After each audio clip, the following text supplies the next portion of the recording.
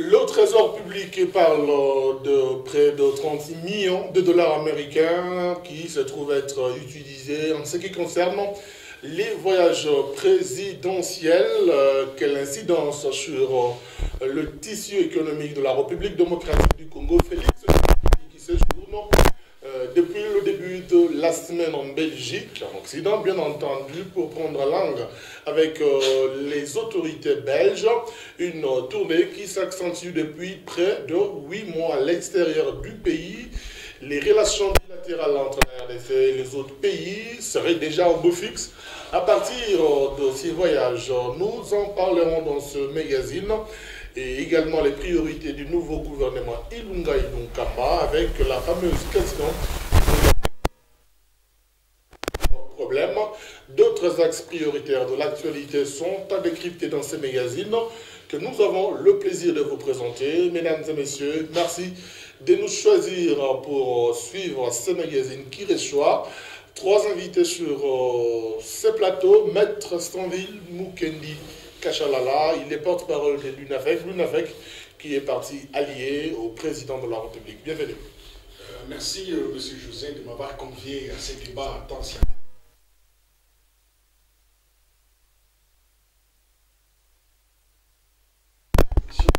et je saisis cet domaine pour saluer mes co-débatteurs.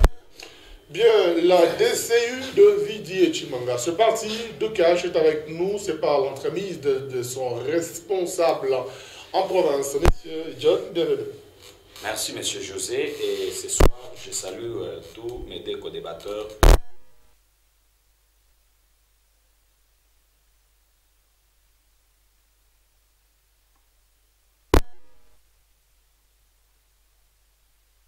Bonsoir M. José, bonsoir à Maître Stanville Mukendi, bonsoir à M.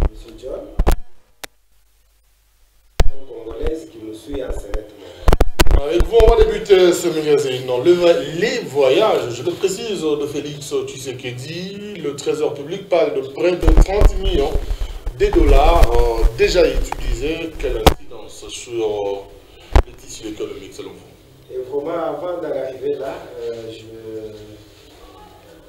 je dois d'abord dire paix aux âmes de nos héros qui sont tombés sous les coups des barbares du régime passé. On va en parler dans la culture magazine. Je ne peux pas commencer puisque c'était les 19 que nous avions connu cette barbarie inouïe. J'ai dit paix à leurs âmes. Là où ils sont à l'au-delà, ils doivent savoir que nous sommes des cœurs avec eux et nous n'oublierons jamais leur lutte, leur sang qui est tombé, leur sacrifice, et nous continuerons toujours à lutter pour que la démocratie soit restaurée. Allez-y à ma question de tout à l'heure. Et quant à la question que tu venais de me poser, pour moi c'est un regret pour nous, c'est quelque chose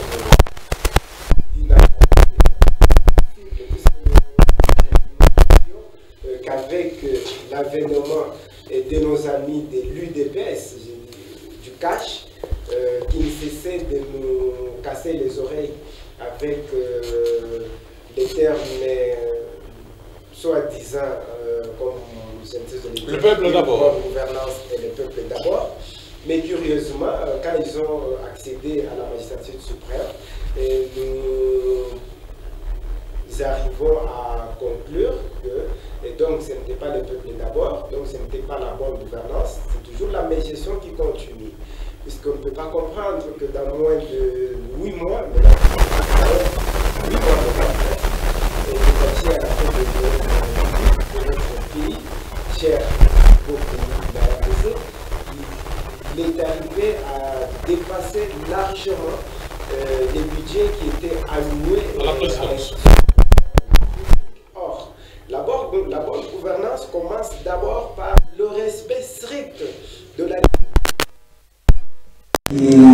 qui lui était alloué. Étant donné qu'il est maintenant en dépassement, nous nous demandons c'est quel genre de bonne gouvernance qui va maintenant nous dire surtout, encore et surtout, quand les torchons ne cessent de brûler dans sa case, puisqu'on ne peut même pas parler de 36 millions, si vous y ajoutez les 15 millions qui ont pris la poudre d'escampette au niveau de la remarque, on peut les millions qui sont en cours, c'est ça même le budget de la présidence qui a pratiquement 30 millions dans les 8 mois. C'est ça que nous disons, 30 millions.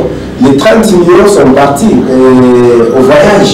Et je l'ai dit même l'autre fois qu'après Maïgéla, dans le monde, c'est Fachi, puisque c'est le seul président dans moins de 8 mois qui a fait autant de voyages et qui jusque-là, je ne sais pas s'il le comprend au moins, puisque vous savez, à un moment donné, une personne n'est pas du tout mauvaise dans tous les sens.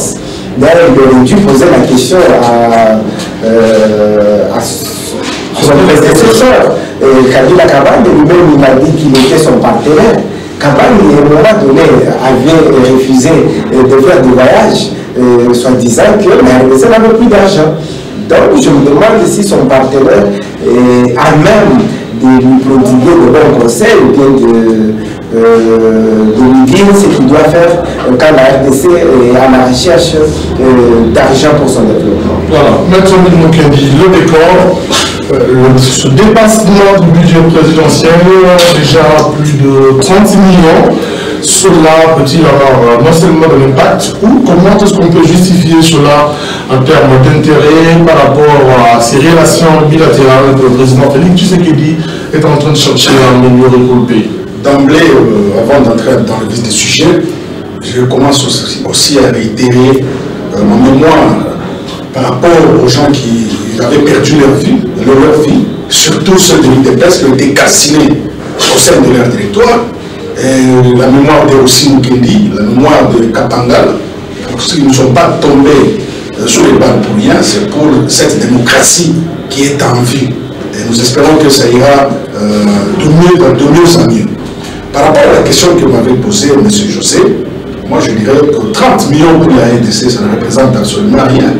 Et surtout que si ces 30 millions sont utilisés pour l'intérêt du pays, nous estimons que M. Kabila a isolé la RDC de tout contact avec l'extérieur, par rapport à sa malgestion du pays, par rapport à sa mauvaise gouvernance, par rapport à sa dictature acerbe qu'il a imposée dans ce pays.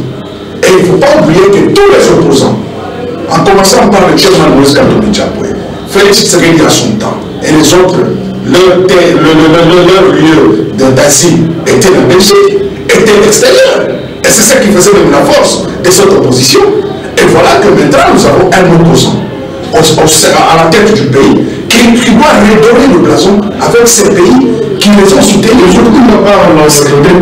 Non, c'est 30 millions par rapport à l'urgence, par rapport à l'intérêt que le chef de l'État accorde à ce pays à travers ses voyages. Il y a des retombées pour notre gouvernement. Il y a même un général d'AFDL qui vient d'être tué. Il n'est pas seul. Il y a autant de gens qui sont tués. C'est grâce au voyage de Félix Tshisekedi, c'est grâce à l'harmonisation de la coopération régionale que nous pouvons maintenant se faire là pour ce l'État de Kabila. Une harmonisation qui a même de l'impact sur le bien dit. Les 30 millions ne représentent absolument rien à ce qui concerne l'intérêt de la population. Parce que si ces 30 millions-là de dollars sont déboursés pour apporter la paix à la République démocratique du Congo, moi je vois mal comment condamner ça. Vous comprenez un peu? On pouvait condamner si Félix prenait ces 30 millions de dollars pour ses propres poches. Non, il a effectué le voyage aux États-Unis, à Bruxelles, en Belgique, dans des pays limitrophes. Pour l'harmonisation de ce gouvernement, ne pas utiliser les canaux de ce gouvernement, notamment le ministre des Affaires étrangères, de la coopération régionale, pour rétablir ces relations? Est-ce qu'il est important que lui-même puisse régulièrement voyager? Vous savez que le chef de l'État qui engage le pays auprès des tiers, quand même il y a des ministères à qui reviennent ces prérogatives-là, je ne vois pas que, à peine le gouvernement établi, et 2 jours après, que Félix Tshisekedi puisse s'envoyer son ministre, madame la ministre des Affaires étrangères. Non, c'est un programme qui a été conçu bien avant l'investiture du gouvernement. Et il était question que le chef de l'État puisse se déplacer, il s'est déplacé seul, il s'est déplacé dans sa suite avec certains ministres, avec certains hommes d'affaires. Et d'ailleurs, il y a eu quand même des accords qui ont été signés en Belgique. Et on lui a réservé un accueil à la hauteur d'une grande nation telle que quand on déroule le tapis rouge et que lorsque un chef africain a été reçu même par le roi Philippe et par le premier ministre belge, ce n'est pas une moindre affaire. C'est-à-dire tous ces gars, il est dans la démarche d'harmoniser avec toutes les puissances étrangères afin de créer la RDC un Eldorado qui fera mieux vivre à cette région. Tout à l'heure, monsieur le président de la DCU, le document, ce qui concerne ces multiples voyages du chef de l'État, vous ne voyez pas que ça m'aide d'être aujourd'hui avec Félix Tshisekedi? Merci beaucoup, monsieur José. Je commence aussi par là où mes aînés ont commencé. Je salue la mémoire de nos héros tombés sur le champ de bataille. Pour une minute mort, aujourd'hui, nous avons la réussite. Et aujourd'hui, la démocratie s'installe petit à petit. Ce qui a été notre lutte ensemble. Mais pour répondre à votre question, d'emblée, je peux dire, il ne faut pas toutefois amener le peuple congolais à croire au mensonge. Nous devons faire l'effort aujourd'hui de montrer au peuple congolais ce qui est la vérité. La vérité, c'est quoi aujourd'hui? On nous parle de 30 millions, mais bien sûr, je ne sais pas qui connaît les budgets alloués à la présidence. Qui peut nous dire combien on a déjà dépensé? Il y a déjà un dépassement, le trésor public. Merci, mais je dis bien, je ne sais pas, ici sur le plateau, qui connaît avec précision les budgets alloués. S'il connaît, il peut toujours nous révéler. Mais cela n'est pas mal. Déjà dépassé, on accepte. Mais il faut le souligner comme venait de le dire Maître Songi. Vous savez, aujourd'hui, l'importance au Congo, ce n'est pas l'argent. L'importance au Congo, c'est le peuple congolais d'abord que nous sommes. Aujourd'hui, le chef de l'État a l'obligation de ramener ce pays au niveau recherché par tout le monde. Aujourd'hui, le chef de l'État a le devoir, aujourd'hui, de donner au peuple congolais des sourires. Et cela proviendra d'où?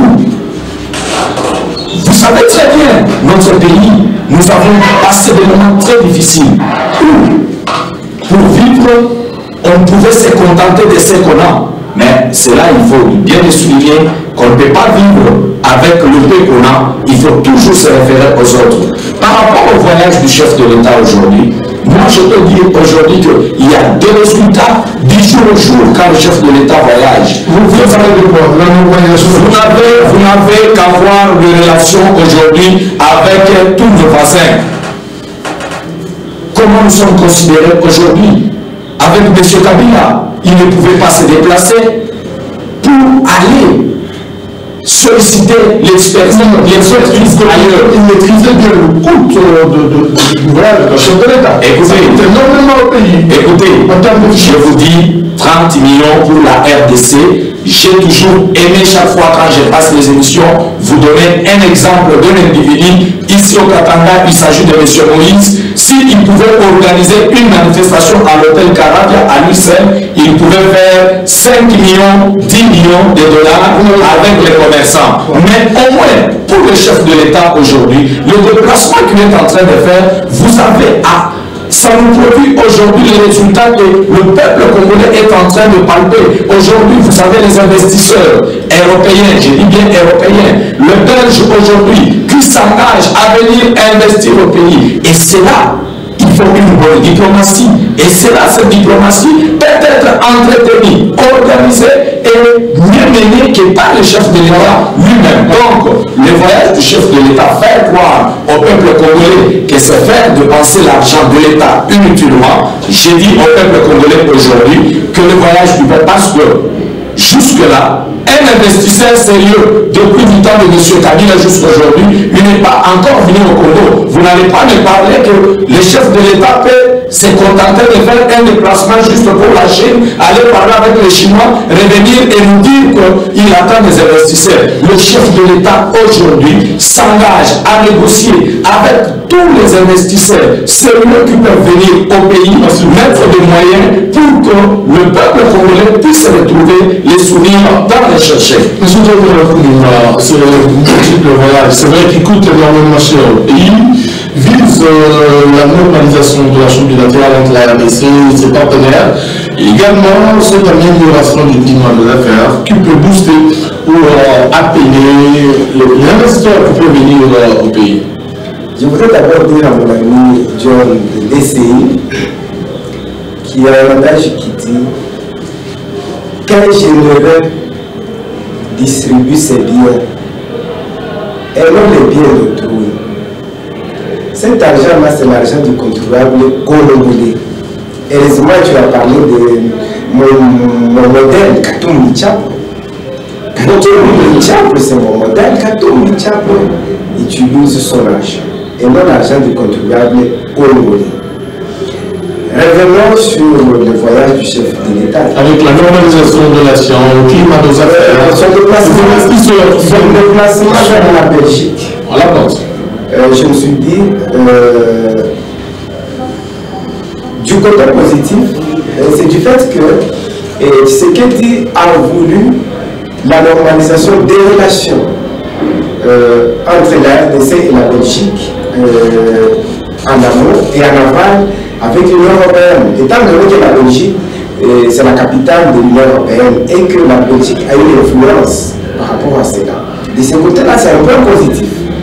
Mais le point négatif, mais quand même mon ami dit que les investisseurs arrivent, mais je me demande si mon ami est né de la dernière pluie.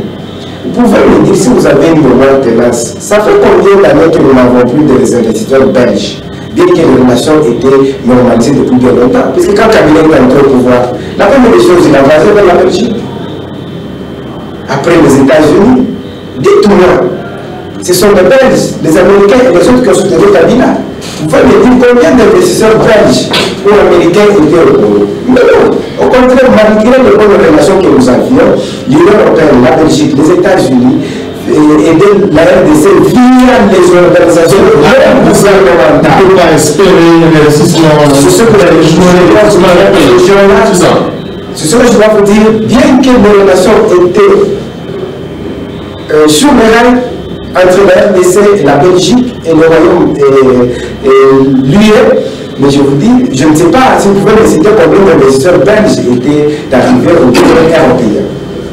Par rapport aux accords dont on nous fait voir, dont on cesse de nous casser les oreilles, mais je me demande aujourd'hui, si vous pouvez me le dire, vous avez signé des accords avec un gouvernement démissionnaire et vous me dites que ce sont des accords viables et fiables. Non, ici, il y a un gouvernement. Vous devez savoir qu'en Belgique, le gouvernement est constitué de plusieurs partis politiques qui gagnent les élections. Qui vous dit que c'est ces partis, c'est ces groupes ici qui vont gagner les élections? Le gouvernement démissionnaire, l'autre va partir. Il a déjà présenté sa démission, il attend juste que les histoires soient organisées pour qu'il quitte. Là, c'était bon, vous savez même le chez vous. La normalisation des relations, nous avons salué. Nous disons, là où il y a du bien, nous disons l'investissement. Mais là où ça va passer, on ne peut pas espérer maintenant avec ce gouvernement démissionnaire de la Belgique. Deuxièmement, et quand j'ai vu Fatih parler, je me suis posé une question. Moi, je me dis, mais si notre pays est en train de grêler et dans cette situation, c'est parce que toute notre attention était focalisée sur les mines. Pourquoi pas d'autres secteurs? Les secteurs énergétiques, agricoles, il y en a tant. Nous avons les gaz méthanes. Des gaz méthanes qui pourraient il y a beaucoup d'histoires, beaucoup de secteurs. Mais il s'est focalisé, il rendrait l'État la mesure pour se focaliser seulement sur les secteurs miniers encore. Mais c'est là que je me souviens, apparemment, et Fatih n'a pas la réalité de la raison. Parce que Kabila s'était focalisé.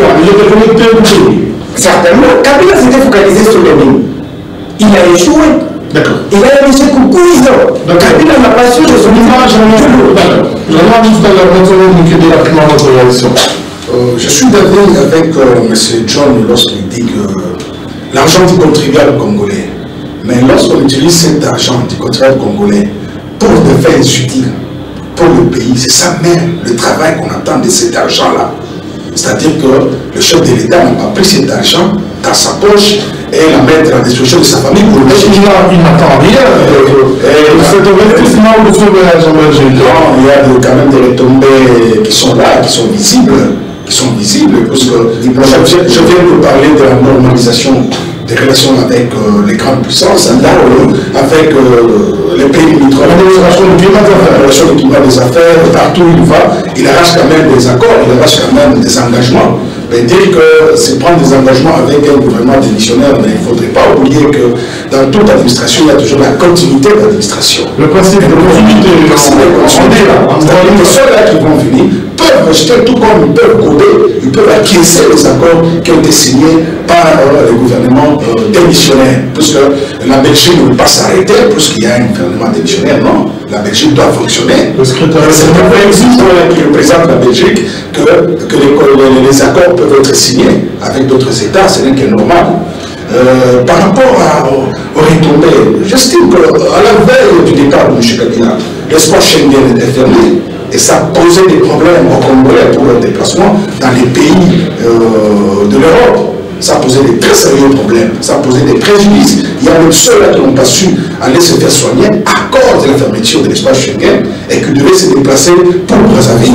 Mais voilà, avec sa diplomatie agissante, l'espace Schengen est ouvert et les Congolais commencent à recevoir le visa à partir du pays. Au-delà de ça, il y a même le consulat belge qui sera ouvert ici à Lubumbashi. Cela va encore faciliter les Congolais, le déplacement des Congolais. C'est tout ce que nous attendons des voyages du chef de l'État. Diplomatiquement, oui. Et nous avons même vu le retour d'Ida Soyer. Ida Soyer, qui est la vice-présidente de Human Rights Watch. Ida Soyer nous a beaucoup aidé, nous, à son temps, en tant qu'opposant à ce criminel de M. Kabila. C'est-à-dire que nous, in effet, nous soutenons le chef de l'État. Vous n'êtes plus à l'opposition. Non, nous ne sommes plus à l'opposition. Nous sommes plus dans la boucle, puisque nous, avec nous étions arrivés depuis longtemps. Vous n'êtes plus. Nous, Félix fut l'un de nos partenaires dans l'opposition. Nous avons chaîné ensemble avec lui. Et voilà qu'il est au pouvoir. Nous allons lui faire une opposition par rapport à quoi? Par contre, nous devons faire il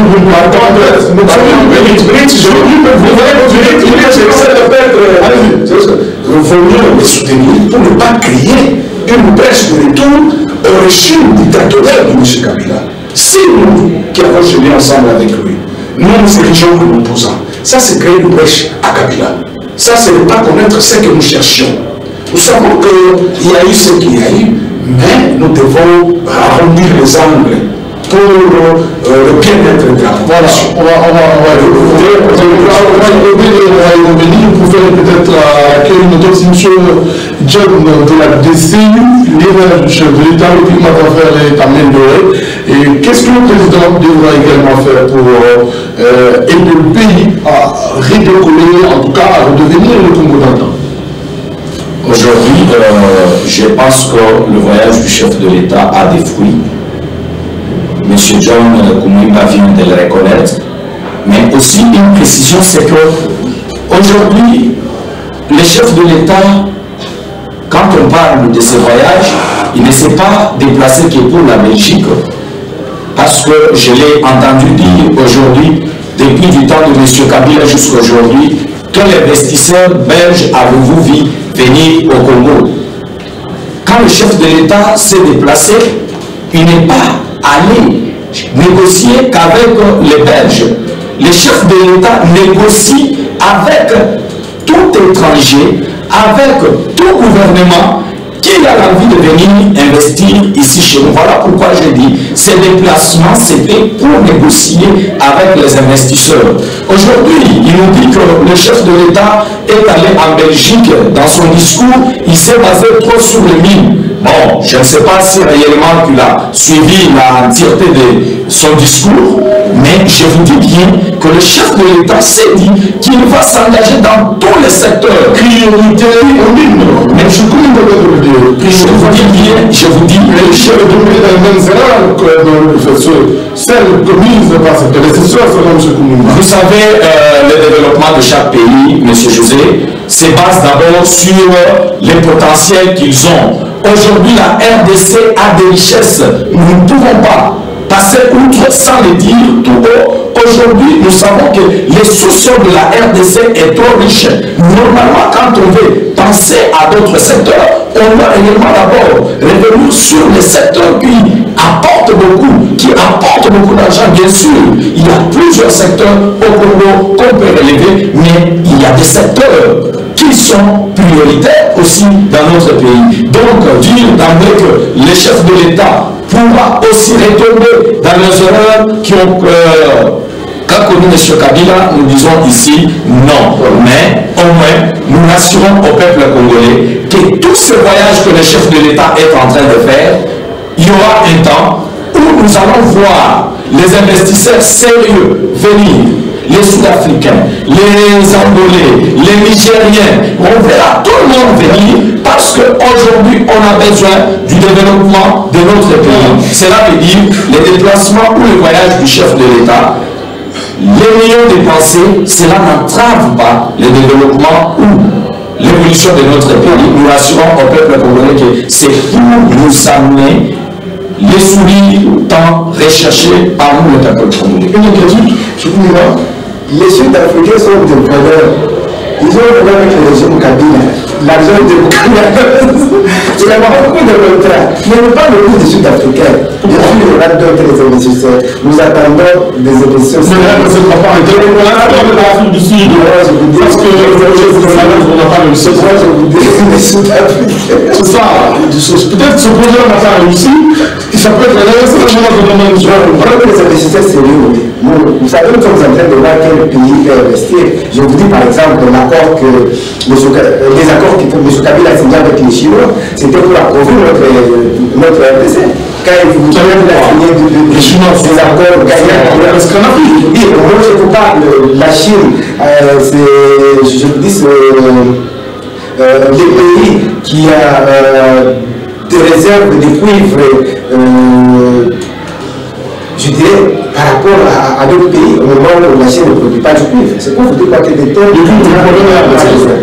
et j'aimerais, quand Netsonville parle du dictateur tyran Joseph Kabila, oui, vous savez que si nous avons combattu Kabila, c'est à cause de sa dictature, à cause de sa façon, à cause de sa gestion.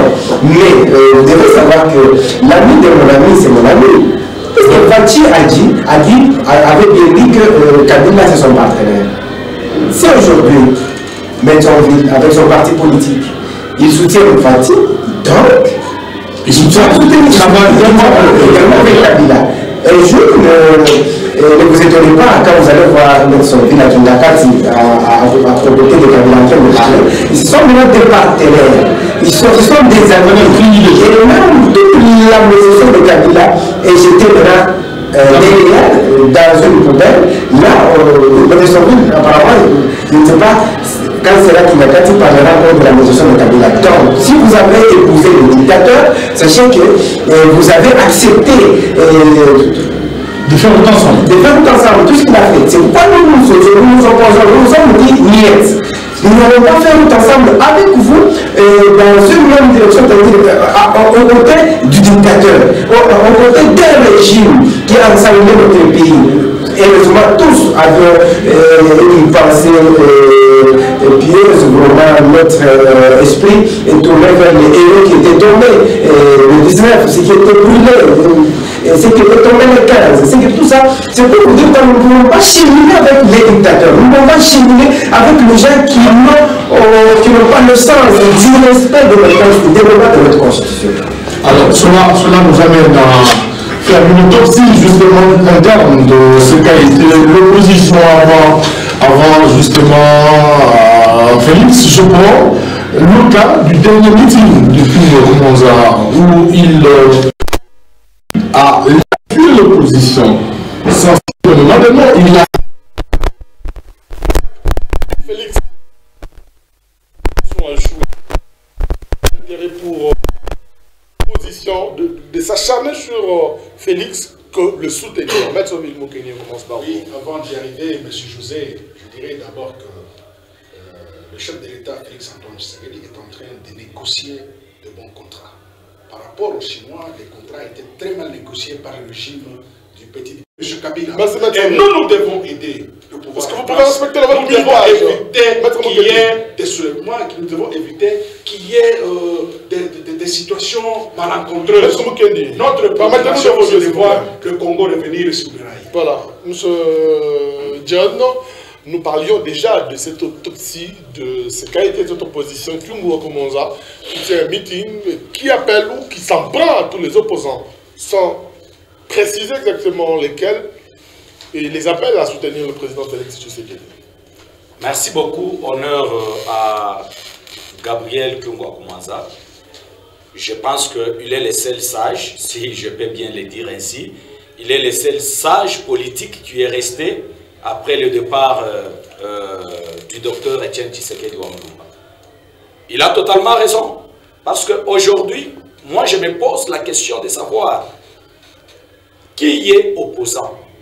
Pourquoi on fait l'opposition? Aujourd'hui, vous allez voir qu'il y a des gens qui se réveillent le matin, ils se disent, ils trouvent les succès, les bonheurs, l'aisance de se dire qu'il est opposant. Mais il n'est pas à mesure de vous expliquer en quoi il s'oppose. Gabriel Kyungu est clair sur ça. Hier, nous étions ensemble avec le président Félix, aujourd'hui au pouvoir. Il nous a dirigés comme président du RASOP. Nous l'avons accepté à tous les niveaux.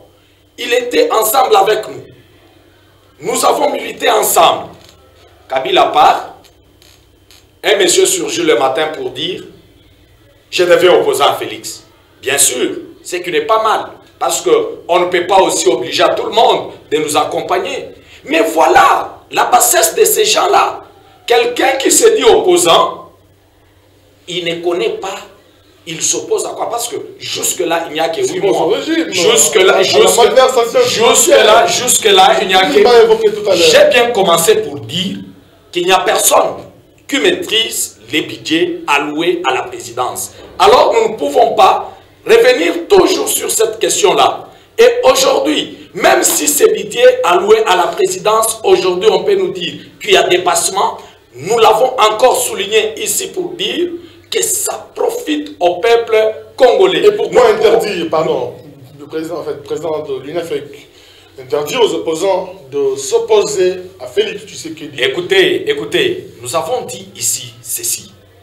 Vous ne pouvez pas vous opposer à quelque chose qui est en cours de développement. Aujourd'hui, nos amis peuvent nous dire qu'ils s'opposent à quoi? Aux routes qu'on est en train de faire à Kinshasa. Aux routes qu'on est en train de faire à Kinshasa. Aujourd'hui, aux maisons qu'on est en train de doter aux militaires. Aujourd'hui, ils s'opposent au quartier général de l'armée et qu'on vient d'installer à Beni. Ils s'opposent à quoi? Ils doivent nous dire que voilà, nous nous opposons à ça. Et vous allez comprendre que dans tout ce que nos amis sont en train de faire, entre guillemets, il n'y a que la haine. Et non seulement la haine, c'est que si quelqu'un se voit que ses intérêts, parce qu'il faut bien le souligner ici, la plupart des gens qui font des bruits aujourd'hui en tant qu'opposants, qui disent aujourd'hui qu'ils ne peuvent pas faire route ensemble avec le président Félix, sont des gens de le départ qui se voyaient déjà milliardaires, qui se voyaient déjà gagner. Mais quand ils ont vu que l'homme sérieux, l'homme juste, il va les empêcher à avoir des milliards qu'ils rêvaient, voilà, du coup, ils ne voient pas l'intérêt du peuple congolais. Alors, ils se révoltent, ils peuvent faire du n'importe quoi. Mais nous disons qu'aujourd'hui, nous avons besoin de l'opposition qui amène des idées, par l'opposition aujourd'hui qui vient avec les bruits inutiles. Voilà. Donc, les mots passés par le président Gabriel Kyungwa-Koumanza, je pense que sont des mots justes. Nos amis doivent se réviser et comprendre que aujourd'hui, c'est l'opposition qui hier a accepté de marcher ensemble pour chasser M. Kabila qui a le pouvoir. Ce n'est pas M. Kabila qui dirige, voilà. Ce n'est pas M. Kabila qui décide. Aujourd'hui, c'est l'opposition qui a été dirigée par le président Félix qui est au pouvoir. Monsieur Koumimba, pourquoi s'opposer à Félix Tshisekedi? Que vous volontaire dit déjà? Heureusement, j'aimerais dire à mon modérateur de DCI de revenir, j'aimerais dire à mon modérateur de DCI de revenir un peu, de faire un pas en arrière pour qu'il comprenne ce que c'est la politique. À ce moment-là, il comprendra le pourquoi d'avoir des opposants. Je ne l'ai pas révisé, j'ai accepté. Je vous dis, j'ai toujours eu du respect envers notre patriarche, Youa Koumanza. Tout ce qu'il a dit, je le lui concède. Il est dit, c'est parce qu'il fait partie de la mouvance. Donc je le lui concède. J'ai vraiment du respect envers notre patriarche. Quand nous nous opposons au régime,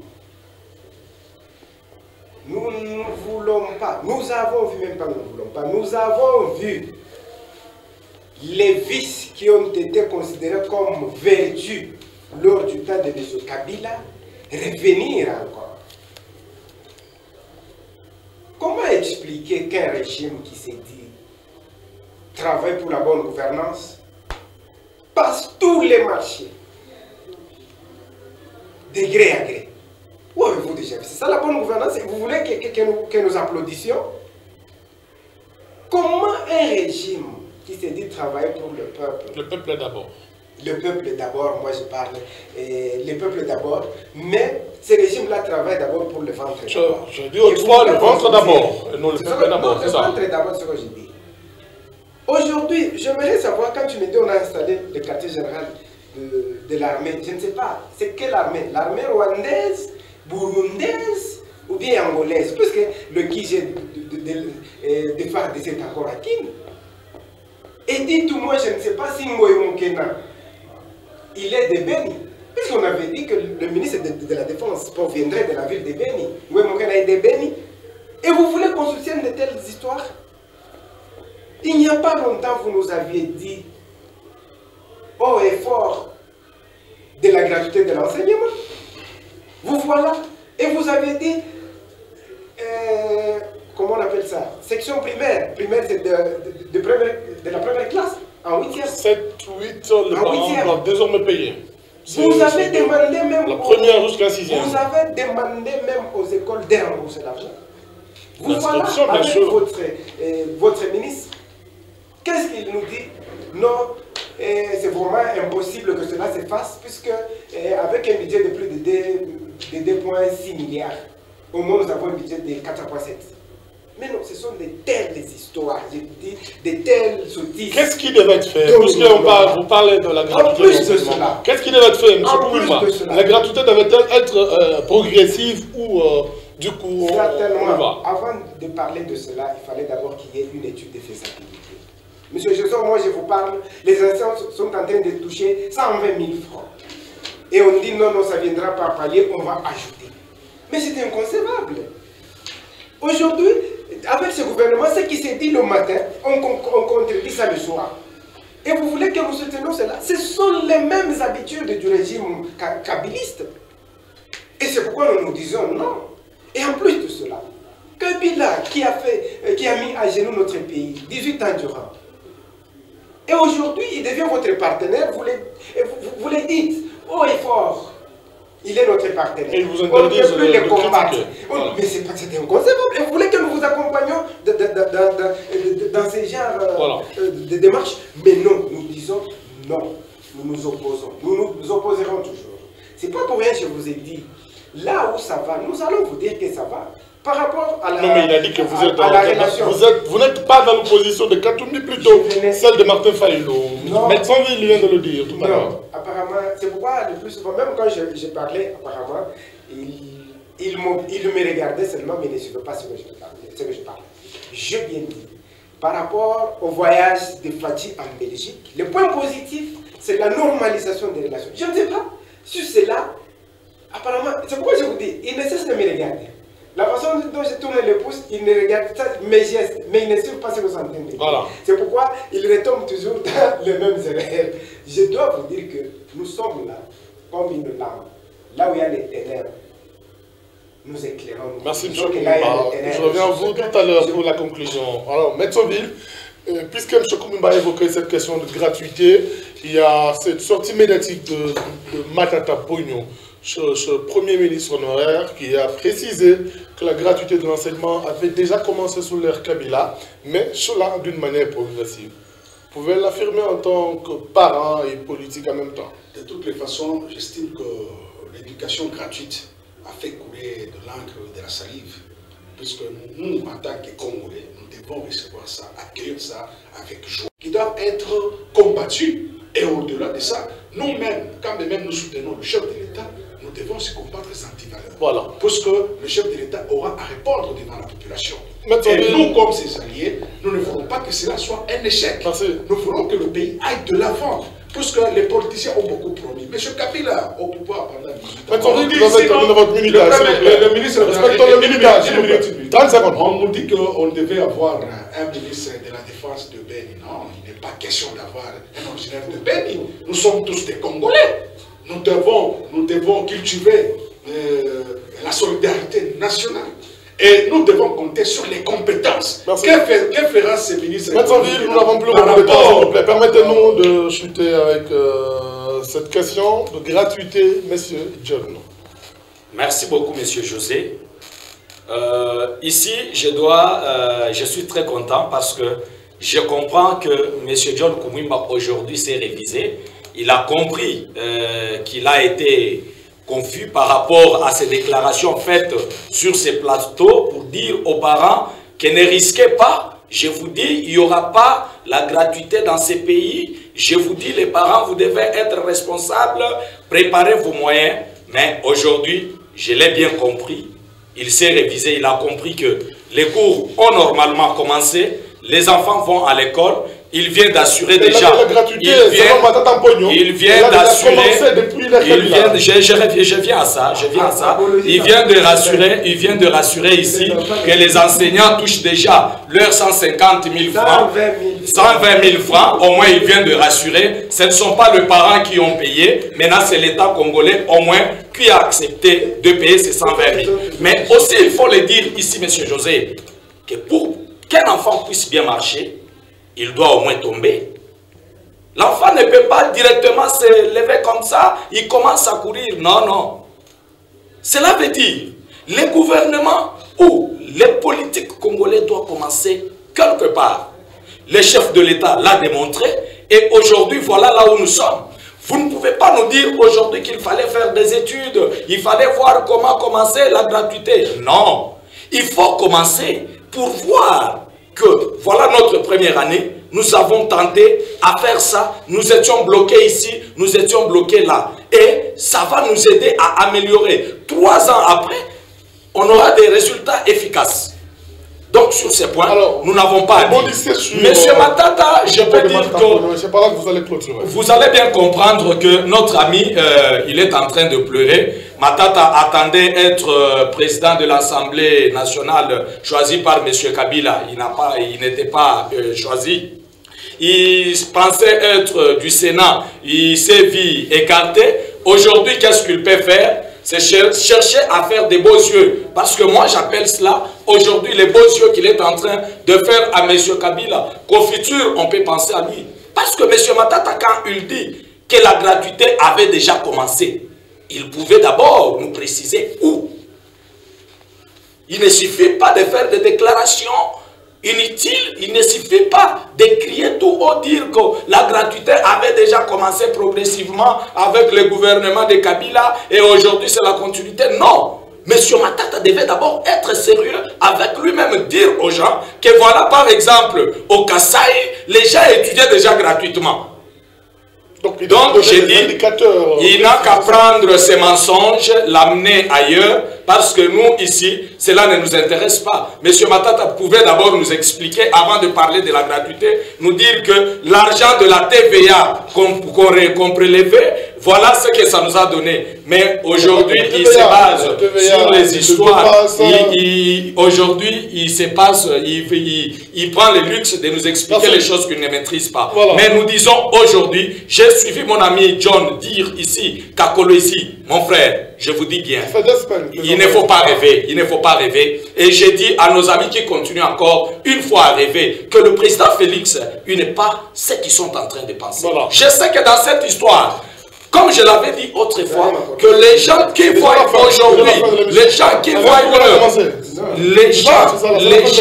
les gens qui voient aujourd'hui leurs grands frères, leurs petits frères, leurs pères être soutirés de la richesse, ils peuvent que regretter. À Kolwezi, ce qui se passe, je sais que ce n'est qu'un vent, c'est l'instrumentalisation. D'ailleurs, à Kolwezi, on ne cite pas l'école où les enfants n'étudient pas, on nous dit en vrac que à Kolwezi, on n'étudie pas. Donc, nous disons ici que la gratuité est là. Les enfants doivent étudier cette année et ils vont étudier, ça nous vous rassure. Permettez-nous de clôturer. On va refermer ce magazine. S'il vous plaît, je vais accorder à chacun le temps de conclure et dans votre temps, vous allez également réagir si vous le voulez bien. Accordez-moi aussi le temps. C'est la conclusion, s'il vous plaît. On a commencé par vous. Sur ces sujets, j'ai pas eu assez. Non. Chacun a eu 2 temps de parole. Également pour vous. Et c'est la conclusion, je vous le rappelle, M. Koumimba. Gérer, c'est prévoir. En faisant l'étude de faisabilité, l'homme doit savoir si ce projet-là réussira ou pas. Dire que non, on ne peut pas faire l'étude de faisabilité, on doit se lancer directement. Et à faire cela, je vous dis que vous allez finir votre course dans le cul-de-sac. C'est cette mégestion-là dont nous avons créé du temps de Kabila. Il s'est réveillé, il fait un discours, il dit, il paie un magistrat $1400. Au moins, c'est 400. Arrêtez avec ça, vous allez échouer. Mais Tonville, quand il me dit que non, l'enseignement primaire, c'est jusqu'à 6e. C'est ça la conclusion, M. Non, j'aimerais... c'est votre conclusion. Non, lui dire que non, là, il a oublié un tout petit peu. Il y a eu des réformes qui ont été faites en RDC. Et partant de ces réformes, on avait décidé que l'école primaire, l'enseignement soi-disant des bases primaires, c'est de la première jusqu'à 8e. Les réformes ont été faites.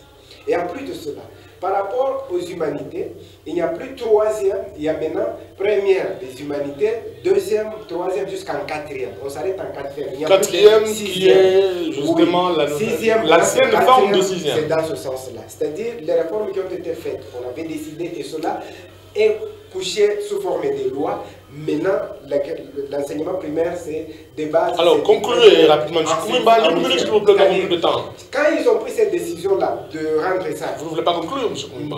Ça va, je vais conclure. Bien que... Il y a un tout petit peu de la justice. Non. Le minutage est respecté. D'ailleurs, dans la conclusion, vous avez pris la population qui nous suit beaucoup de temps par rapport aux autres. On doit savoir que, par rapport à la qualité de l'enseignement, il y a eu beaucoup d'histoires qui ont été dites, mais malheureusement qui ne vont pas se réaliser. Au moins, je vous parle, il y a plus de 300 000 enseignants. Il y a les NP, les non payés et les nouvelles unités. Les budgets, c'est-à-dire la table ronde qu'ils ont faite, ils ont établi leur budget sur base des enseignants qui sont déjà payés. Et je me demande, maintenant même, ils avaient dit qu'à partir du mois de septembre, on va payer, on va augmenter le salaire. La paie qui a commencé, l'enseignant touche 120 000 francs, il y a d'autres qui touchent 110 000 francs, tout en leur promettant qu'on va ajouter, il y aura un supplément. Je ne sais pas si ce supplément-là, vous comprenez déjà ce que ce régime est en train de nous présenter. C'est pour vous dire quoi que nous sommes opposants, nous les resterons, tant que ce régime n'est fatigue, en mois de départ, marche encore dans les pas de la Kabylie, de la dictature, de la mauvaise gouvernance, de la mégestion. Merci, monsieur. Nous resterons aux alliés pour qu'ils reviennent à la raison. Merci. Et que le pays retrouve totalement sa démocratie. La conclusion de la DCU. En tout cas, merci beaucoup. Je pense qu'aujourd'hui, le peuple congolais n'ont qu'à voir que le pays marche déjà. Les voyages du chef de l'État, qu'on peut vous chanter jour et nuit que ça prend l'argent inutilement du pays, nous vous avons bien dit ici que ça va donner des résultats d'ici là et c'est déjà manifeste, les résultats sont là. Par rapport à la gratuité de l'enseignement, je sais que les parents n'ont qu'à se réjouir aujourd'hui et nous demandons encore à ceux qui continuent à rêver, à ceux qui continuent à priver la jouissance aux enfants, qui doivent envoyer les enfants à l'école. La gratuité est là, les enfants doivent étudier. Le chef de l'État l'a bien dit en Belgique, qu'il n'est pas un monsieur qui promet pour promettre. Quand il promet, il réalise. Voilà pourquoi nous devons lui faire confiance, accompagner le président de la République, Félix-Antoine Tshisekedi, et s'arranger tous derrière sa vision. Parce qu'aujourd'hui, la réussite viendra que par nous-mêmes, peuple congolais. À l'opposition qui est aujourd'hui représentée par mon ami Koumimba, nous vous disons aujourd'hui que nous avons besoin de vous, mais venez avec des idées constructives. Ne venez pas avec les bruits, nous avons besoin de vous. Restez dans l'opposition parce qu'ici nous sommes d'ailleurs déjà saturés, on a besoin de vous. Restez dans l'opposition, mais travaillons pour le développement de notre pays. Maître Samuel, quelle est votre conclusion? Par rapport à la gratuité de l'enseignement, une table ronde a été tenue en prélude. Et il y a eu des résolutions qui ont été dégagées de cette table ronde. J'estime que ces résolutions-là seront mises en application, puisqu'on a toujours dit que Rome n'a pas été construit en un seul jour, mais lorsqu'il y a des bonnes volontés, des bonnes initiatives, il faut les appuyer, surtout que ces initiatives sont du côté de l'intérêt de la population. Par rapport à Matata Tampon, par contre, lui devait nous dire où sont les locomotives que nous avaient achetées à la SNCC avec l'argent de la Banque mondiale. Lui, il ne peut même pas ouvrir sa bouche. C'était un mauvais gestionnaire. Il a volé l'argent de la Banque mondiale qui a été alloué à la SNCC. Il se disait que c'est lui les spécialistes et les technocrates, tout ça. Rien n'a été concret pendant son règne. Il ne faudrait pas sortir de l'auberge pour dire n'importe quoi. Ayons quand même respect aux gens de bonne volonté, aux gens qui ont des bonnes initiatives pour l'intérêt de la population. J'estime que tout n'est pas encore rose. Ce n'est pas dans 8 mois qu'on peut juger les actions du chef de l'État, qu'on peut juger le gouvernement qui n'a qu'une semaine. Attendons, donnons le temps au temps, mais néanmoins, nous sommes prêts à émettre des critiques objectives par rapport à la gestion. Tout comme M. John Koumimba l'a dit, j'estime que peut-être il s'est recadré, il est rentré dans l'opposition. En quittant celle de Fayou. Voici la mouka. Voilà, nous sommes à la fin. Merci Maître Samuel Mukeli d'avoir accepté notre invitation. Merci à M. John de la DCU. Merci à M. John Koumimba de la Mouka, je le précise. La réalisation de ce magazine a été l'œuvre de Marcela Ilunga. Nous sommes à la fin. Merci à Marcela Ilunga pour la réalisation, car aux analyses passe dimanche à 21 h, la rediffusion lundi 14 h. Suivez-nous également sur les réseaux sociaux et plus particulièrement sur YouTube. À tout à l'heure, mesdames. À tout à l'heure, messieurs.